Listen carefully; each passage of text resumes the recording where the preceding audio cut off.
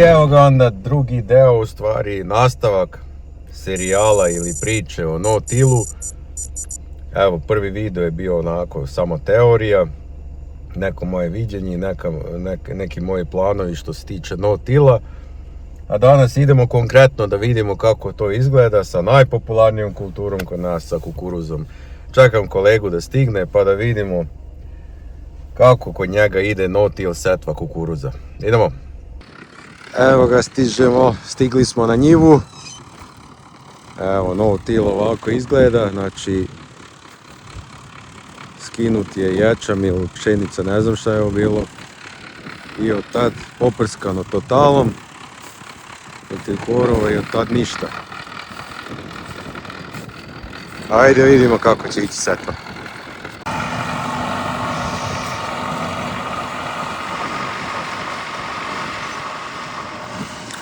Evo ide setva. Kao što vidite, evo sad pokušavat ću da pokažem tlo ovdje, vidite ovdje ima tragova od kukuruza, valjda pre 2 godine kukuruz bio, ne, pre 3 godine kukuruz, pre 2 godine evo suncokreć je bio, prošle godine ječam je bio, onda ovo što je isušeno tu, to je pokrovni usev, znači ovdje sve se ostavlja gore, znači ništa se ne zaorava, zatanjirava, znači regenerativna no-till poljoprivreda, znači samo setva, žetva, setva i žetva. Evo vidite i ovdje da su to malo širi redovi što se tiče setve ječma, a i to sam već pričao u prvom delu, znači ide se i na uštedu semena, a nema uopšte pada što se tiče prinosa. Tako da, to je to, ništa, ajmo par snimaka.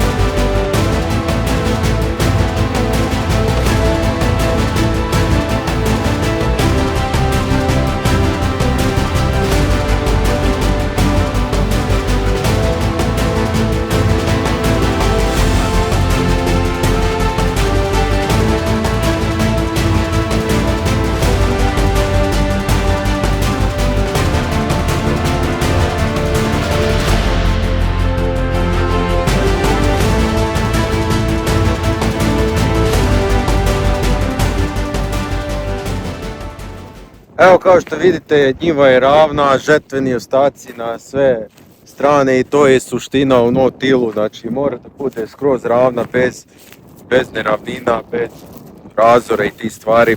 Naravno tu i nema razora zato što se ne radi oranje i žetveni ostaci svi gore i to nam pomaže u no-tillu da se očuva vlaga i temperatura zemljišta prvenstveno.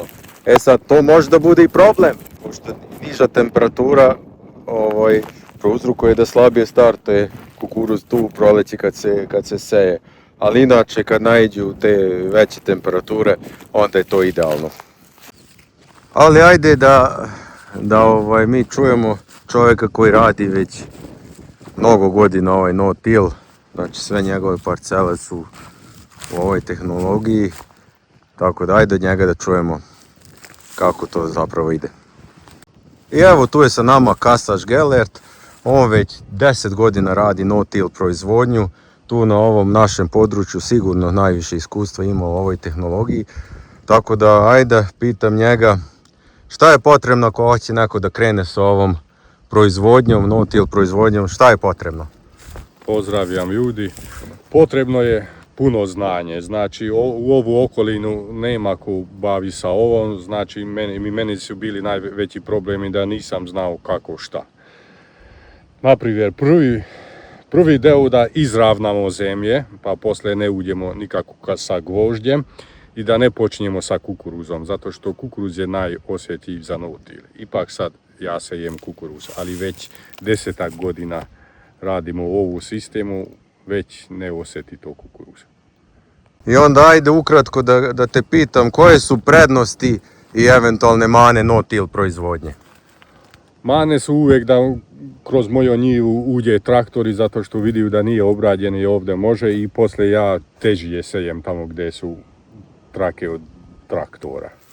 A prednosti, vidite, jedan prohod i gotovo. Odjednom seme, veštak, mikrogranulati i zabrušen. Priča 6 litara po hektaru sa ovom traktorom.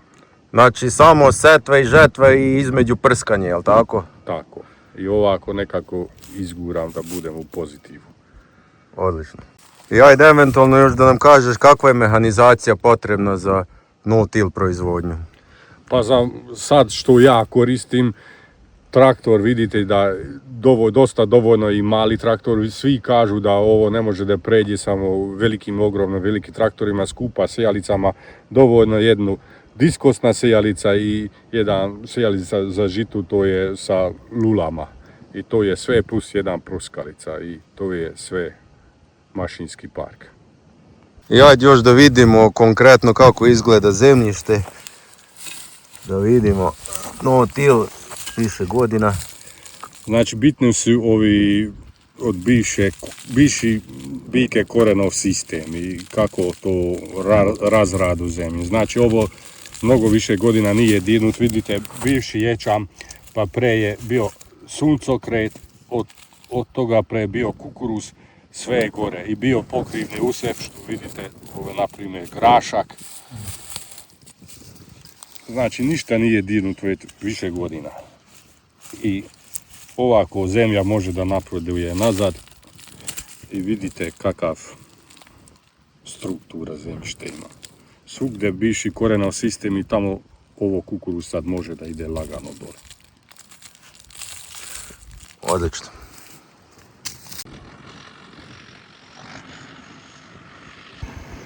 I evo ukratko vidjeli ste kako ide setva kukuruza u no-till proizvodnji.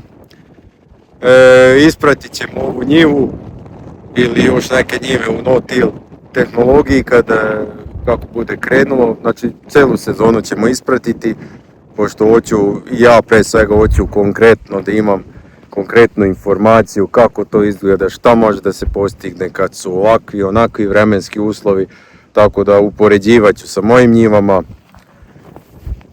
Čuli ste otprilike šta su prednosti i zašto bi ja to u svakom slučaju volio bi da probam, tako da ništa, idemo dalje. Još jedan serijal, još jedna tema na mom kanalu će biti ova no-till proizvodnja, tako da ako vas to interesuje, onda u svakom slučaju zapratite kanal.